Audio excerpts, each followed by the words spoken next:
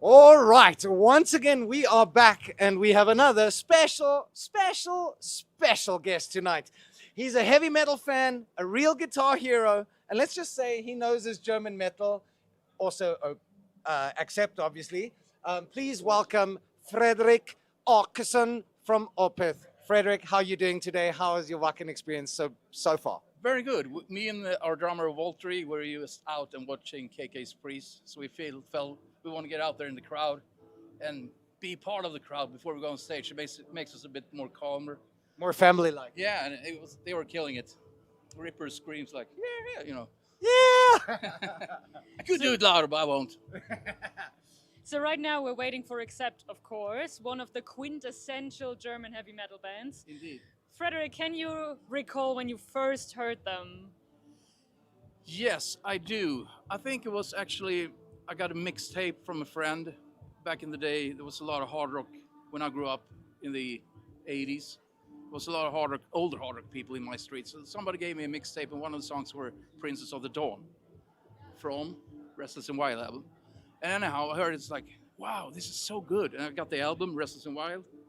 And in school, we had this kind of thing, like the funny hour thing. And you present like your favorite stuff and everybody whatever. plays a song or does a magic trick or whatever, and we play that because it starts with a German folk tone, Heidi, that kind of thing. Yeah. Everybody knows it. And our teacher, she was a bit older and a bit more, she didn't like metal music at all, so that made it so rebellious at the time. That at that time metal was more, maybe it is today also, but it felt rebellious.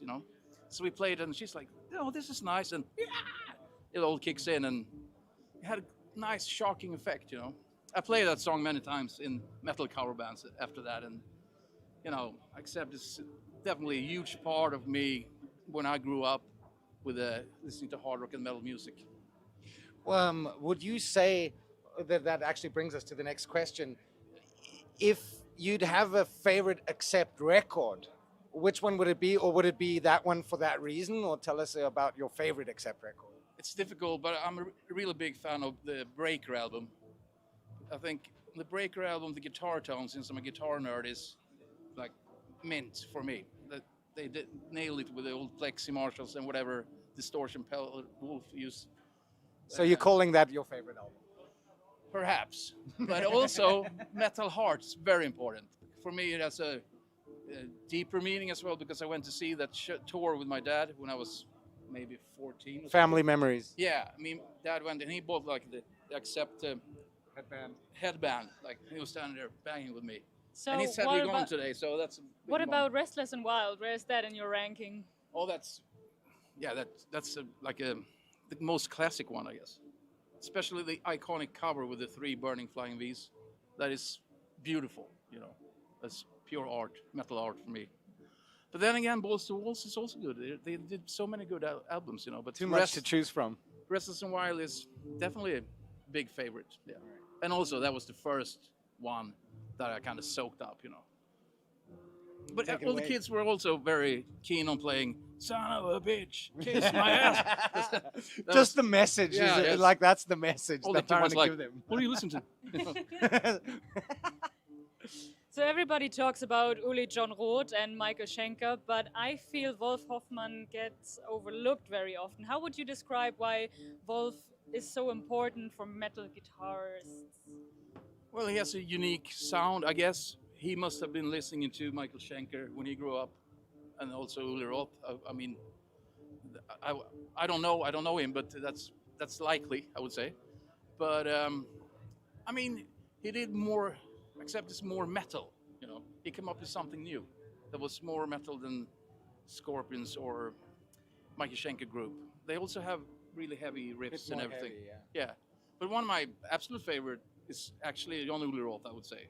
Also, the old Scorpion solos like Catch Your Train, that solo for me is super inspired me a lot. And also Says of Sharon, that's some solo that I really tried to learn many times, and one of my absolute favorites. But Wolf also brought in he has a really, really great melodic aspect. But that's something that also Michael Schenker has. It's a bit of a German thing. and it's very cool, and it really inspired a lot of Scandinavian guitar players, me included, and also John Norum, a good friend of mine, the guitar player in Europe. He's a massive Schenker fan, and and Wolf, of course, as well. But That actually, sorry to interrupt if you don't mind. That brings me to the next question, which is, do you think, or would you say that German metal has or had influenced your personal songwriting, and how much, if so? absolutely, I would say so. Yeah, I did an album with Biff Byford, his solo album. I played guitar on it, and we co-wrote 3 songs together. And compared to what we do with Opeth, it's a different music style. Yeah. I mean, we all love Accept in Opeth, but our style is maybe a bit different, which is good. You can't be copying everybody. But, No, we don't need copycats. But when I did some riffs with Biff, I could, because Biff also like Accept, and they toured together. I could bring that side out of me a little bit, which was great, And yeah, so definitely affects me, Right. When you have like a D riff, I always play the Princess of the Dawn riff, or like 90% of the time when I'm trying out an amp, like if it cuts through, you hear that bitiness. Then you know it's right. Yeah, then it's like, there it is. There it is. We already scratched that topic, but would you say early German heavy metal music is unique or distinctive? It's definitely unique.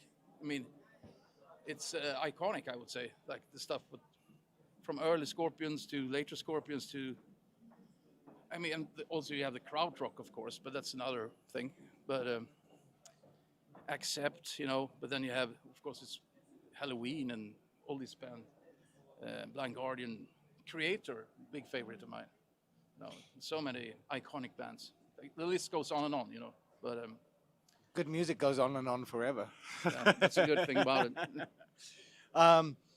What song or songs would you like to hear from the upcoming Accept show right now? What would you be so stoked about and like super amped to hear live right here, right now at the Wacken Open Air 2024? Starlight from Breaker album, Princess of the Dawn, always a classic, goes well with the crowd, I believe.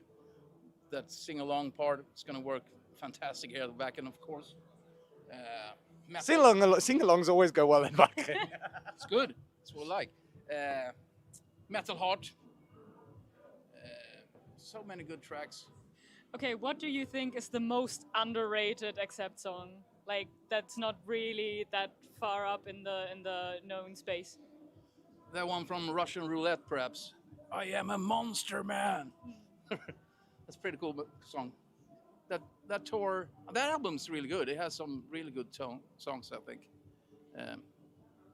You guys are going on stage later tonight. Yeah. And you guys are doing a request show, like a fan request show. Tell us, how did the set list turn out in the end? Were you surprised by the set list that there's been requested by fans? Or was it like, yeah, we know, that's the obvious, like tell us about it. No, Can we know? We were kind of surprised because a lot of the more calmer songs were really popular. They were up there but we can't just play the ballads here. So we're going for we're very heavy set. So it's a lot of old stuff, a lot of death metal stuff we're doing, which is really fun, And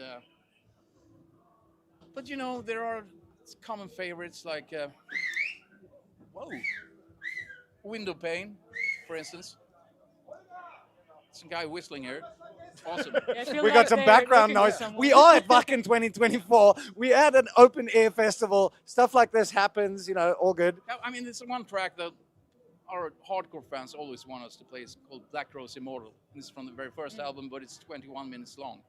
So That's going to if we be. play that tonight, we have 1.5 hour set time. So if you play that, would knock out a lot of songs. Yeah. But we are playing it some shows on this tour. Okay. But not tonight. But that one was up there as well. But you have to kill many darlings if you play that one. How did you even come up with the idea to do by request shows? It was our management idea. So you had people think, in that respect, think it out for you guys, so you guys can concentrate on just bringing the metal. Exactly. Well, they bring up a lot of ideas, but we mainly just focus on playing and trying to come up with new good songs and recording new stuff. If we have done the math correct, Lee, and I did not finish school, so I could not be the math guy. It is your 5th time here at Wacken, correct? Is that Yeah, right? yeah. What makes Wacken so special for you guys, or for you personally? And what is, in the next question would be, what is your favorite Wacken memory, seeing it's your 5th time? I would say what makes it special is the crowd, of course, and the organization is so well organized. You know, you have your own pipeline of barriers coming here. 7 kilometers. Yeah, who has that? That's unique. You know, it's fantastic. And the backstage area where you hang out is really cool. This year it's different because you can go out and meet people in the VIP, which we just did, and it was great. You know, it's really calm and It's relaxed, right? it's really relaxed, no stress, and so the vibe is always great. But the crowd is, you know, always overwhelming. You, before you go on the stage, you're like, oh, what the hell? Then you get that energy of this enthusiastic crowd, you know. And then it's on. Yeah, yeah, definitely. And it's so many people knowing your songs. But my best memory was probably or it is the last time we played here, because I think that was the best show we've done here so far. The last time you played here. Yeah. When was that? Oh, it was before the pandemic, at least. That's been a while. 2018 maybe? Good to have you back. It's been a minute. I think so. I might be wrong. I'm bad with that, but that was the first time I felt like we nailed it, you know. Yeah. And I looked at the streaming afterwards, and it looked really cool Nice. with the lights, and it was dark. It's good to play in the dark, and we're doing that tonight as well. You know. So what was it like to play in Wacken for the first time? Do you remember? I think I played there the first time was when I played with Arch Enemy. So that was, yeah, I mean, it was so big. I haven't played these bigger metal festivals then. So for me, it was overwhelming, you know, go up there and like, wow, I'm actually playing Wacken, you know. How was it playing with Arch Enemy? Do you have a lot of positive memories to that? Yeah, it was very intense. I only toured with them for 1.5 year, but we did touring, massive touring for 1.5 year, 150 shows in 1.5 year. And the first run with it was 2.5 months in a row without stopping. So that was pretty extreme, but it was extremely a good learning period for me, you know. Was that your first tour you did? No, I toured before with other bands, like with Tiamat that I played with for a while, and Talisman way back. But first time I toured in America, First long one. and Australia and South America, and you know. Question from my side. What's coming up next for Opeth? Any plans, new music, anything in the pipeline that you would like to tell the viewers and give it like a secret little nudge there on the side? Anything that you would like to talk about? Feel free to take it away. Yeah, I mean, there's a lot of stuff going on, and later tonight there will be some. You will have a very clear answer regarding this question. That That's means a stay little tuned. hint for you, but there's definitely stuff going on. Yes. Oh yes.